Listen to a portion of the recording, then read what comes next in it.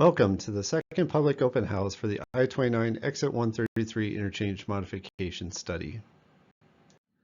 The purpose of the second public open house is to provide a study overview, present refined I-29 Exit 133 interchange alternatives and preliminary recommendations, present refined U.S. Highway 14 bypass alternatives, preliminary recommendations, and access options, and to gather feedback and answer questions. Feedback received through this process will aid the study team in additional refinement and evaluation of alternatives ahead of finalizing recommendations. Everything presented at this open house is available on the study website, and this includes an informational handout, display boards with conceptual layouts, a recording of the open house presentation, and opportunities to send comments directly to the study team. At the onset of the study, a study advisory team is organized to provide guidance and feedback at key milestones throughout the process. The study advisory team includes representatives from the South Dakota Department of Transportation, Federal Highway Administration, and City of Brookings. The study consultant team includes HDR and Banner Associates. The first part of the presentation provides a brief introduction to the study, including an overview of the study area, preliminary project purpose and need, and study process. The study area includes the I-29 Exit 133 interchange, the interchange crossroad of U.S. Highway 14 bypass from just east of Jackrabbit Avenue to U.S. Highway 14 east of Brookings. The study area also includes the I-29 Exit 132 interchange, 6th Street between 22nd Avenue and U.S. Highway 14 bypass, and I-29 from just north of Exit 133 to just south of Exit 132.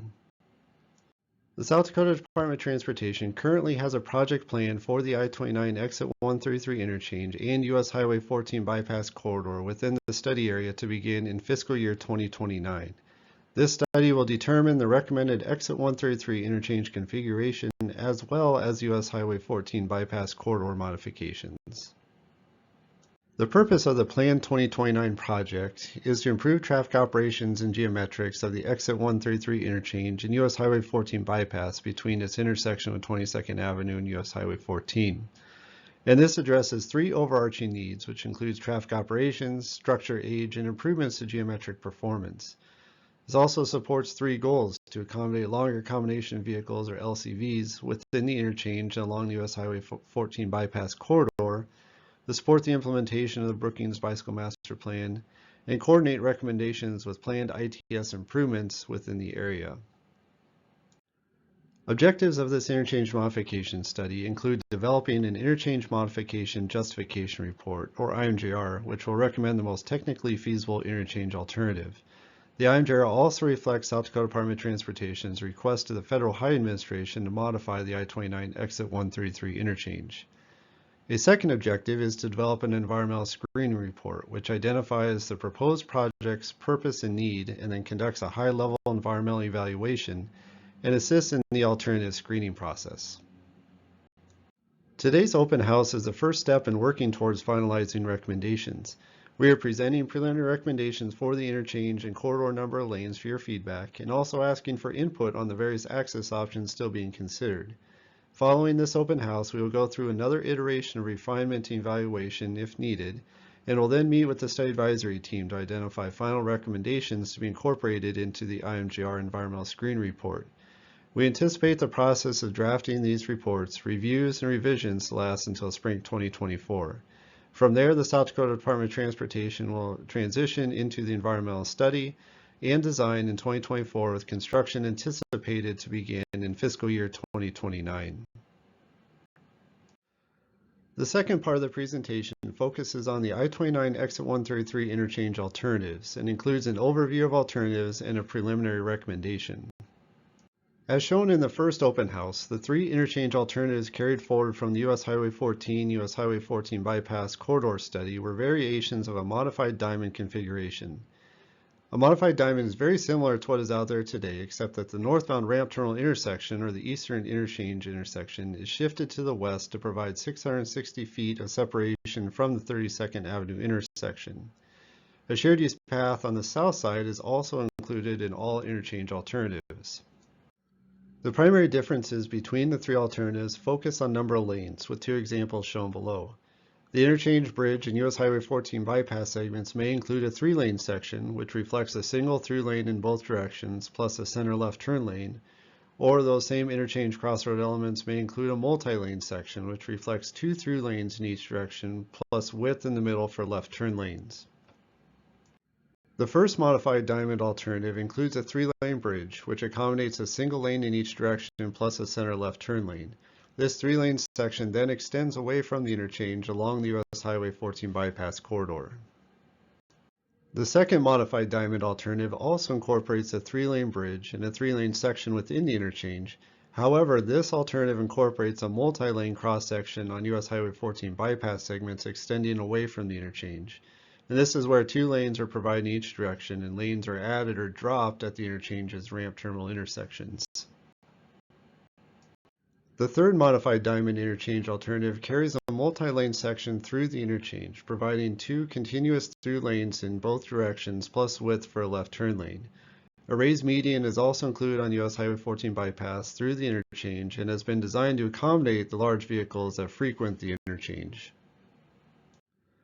The 3 modified diamond interchange alternatives plus the no-build alternative were evaluated across 7 different categories, including conformance with plans, compliance with design guidelines, operational performance, safety, environmental impacts, constructability and maintenance of traffic during construction, and other traffic considerations.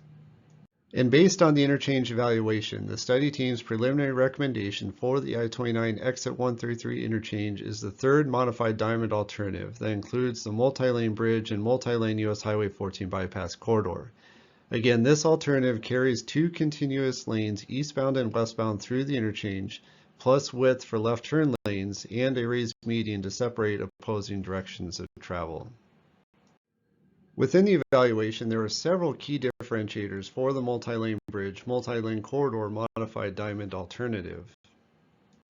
From a traffic operations standpoint, a multi-lane US Highway 14 bypass section through the interchange that accommodates 2 continuous lanes of travel for eastbound and westbound traffic provides long-range traffic capacity through the bridge's design life, which we target at around 75 years.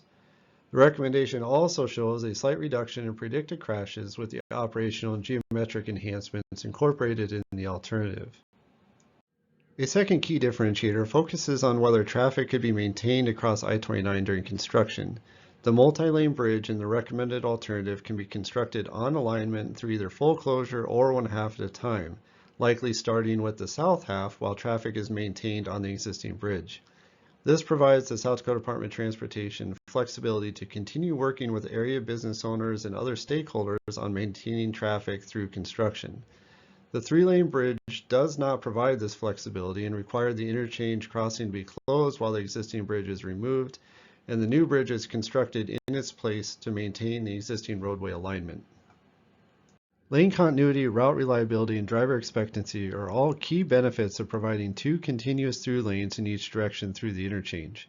With those considerations, the recommended interchange configuration was also found to best accommodate wide loads, manage event traffic and other peak traffic fluctuations, and maintain an attractive and reliable truck route along the US Highway 14 bypass corridor. And finally, consideration to expandability favors the multi-lane bridge and multi-lane corridor alternative as the bridge is essentially built out with this interchange. Only minor modifications would be required to expand the ramp terminal intersection capacity if needed in the future. With a 3-lane bridge, there is a ceiling to the interchange's capacity, and the bridge would need to be widened to increase the number of east-west lanes on US Highway 14 bypass through the interchange. This next part of the presentation transitions to the US Highway 14 bypass corridor within the study area, extending to the east and west of the interchange. This section focuses on the number of eastbound and westbound through lanes on the corridor, with information on typical sections and preliminary screening of corridor alternatives regarding the number of future lanes. 2 typical sections are being considered for the US Highway 14 bypass corridor and include a 3-lane section shown in the top figure and a multi-lane section shown at the bottom. The multi-lane section includes a raised median to separate opposing directions of traffic and manage access. Median openings with left turn lanes will be provided at select locations. Both typical sections include 8-foot outside shoulders, roadside ditches, and a shared use path on the south side. A key consideration when thinking about the future number of lanes needed on the US Highway 14 bypass corridor is traffic. We anticipate general growth of the pass-through type traffic that is out there today, but I expect future Brookings area development to the northeast of the interchange and north of Brookings to be the catalyst in more significant traffic growth along the corridor.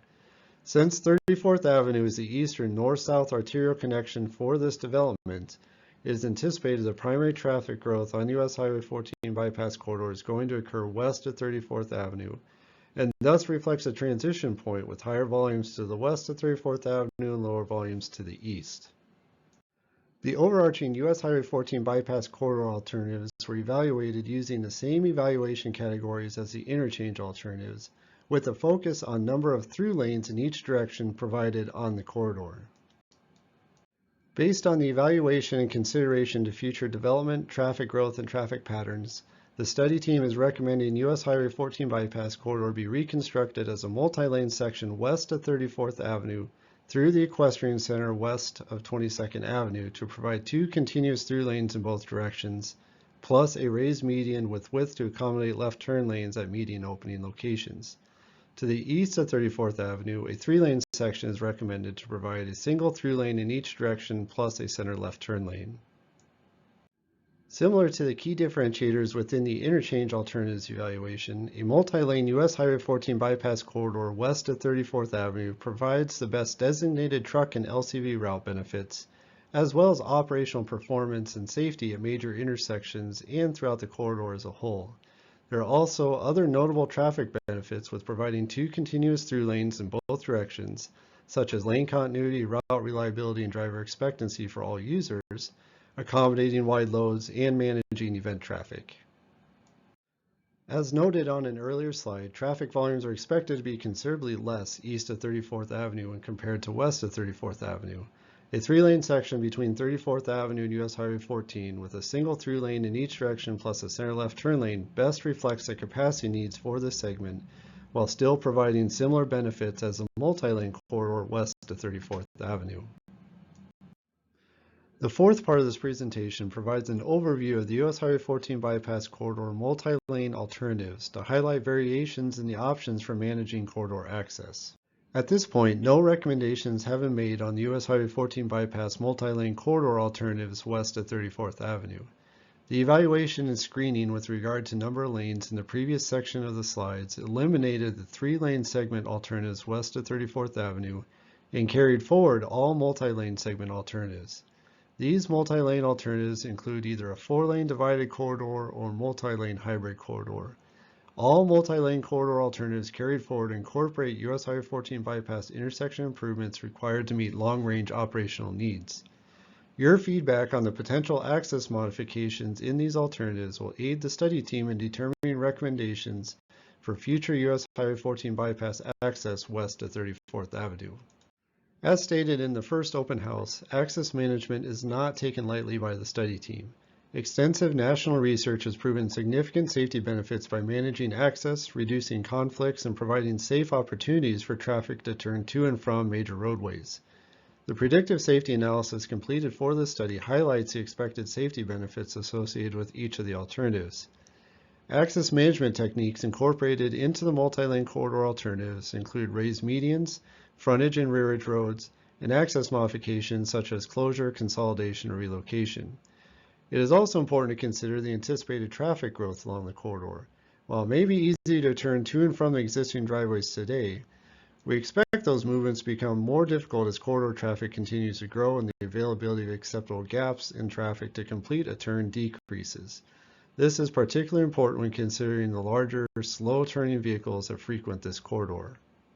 The first series of corridor multi-lane alternatives reflect a multi-lane hybrid corridor west of I-29 that includes a 4-lane divided section extending west from the interchange through the 22nd Avenue intersection before opening up to a 5-lane section outside of the 22nd Avenue intersection functional area.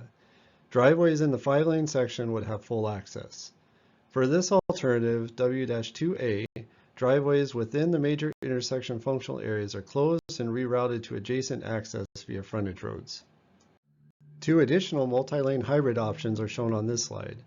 W-2B in the top left stripes out the median area instead of raised medians and maintains the frontage roads. W-2C in the bottom right removes the frontage roads and maintains access within the major intersection functional area as right-in, right-out access. The next series of alternatives reflect four-lane divided corridors and are designated as W-3. Alternative W-3A, shown on this slide, includes frontage roads and all access west of 22nd Avenue being consolidated to a single intersection at the existing Equestrian Center access via the frontage road. An access option for W-3A adds a westbound mid-segment right-in for parcels between the potential full access and 22nd Avenue. This right-in is highlighted on the slide. Alternative W-3B is the same as W-3A, just with painted medians instead of the raised medians. Alternative W-3C is also similar to W-3A in that it provides one minor full access location at the Equestrian Center access, but this option removes the frontage roads and all other access points are accommodated via right-in, right-out access and downstream U-turns. W-3C Rearage Road Option 1 is the first of three rearage road options that allow for the closure of all or nearly all access points on US Highway 14 bypass west of 22nd Avenue. It should be noted that the rearage road options reflect the greatest safety benefit to the corridor by removing a considerable number of unsignalized access conflict points and routing that traffic to the signalized 22nd Avenue intersection. Many of these eliminated conflict points are angle conflicts, which have a higher propensity to result in injury crashes. These options are particularly beneficial for the large, slow-turning vehicles common to many of these access points that require larger gaps in traffic to complete their turns. W-3C Rearage Road Option 2 is the same as Option 1, but shifts the rearage road alignment south near 22nd Avenue, as highlighted on this slide. The third rearage road option expands the frontage and rearage road network to provide access to all individual parcels in the area west of 22nd Avenue. Shifting to the east of I-29, there are two four-lane divided alternatives for consideration. The first one expands the 32nd and 34th Avenue intersections with options for a mid-segment full access, three-quarter access, or right-in, right-out access. This alternative also shows the transition from a multi-lane corridor west of 34th Avenue to a three-lane corridor east of 34th Avenue. The local street option builds upon the first alternative to incorporate access management on 32nd Avenue and 34th Avenue. Potential improvements include raised medians, as well as access closures, consolidation, or relocation.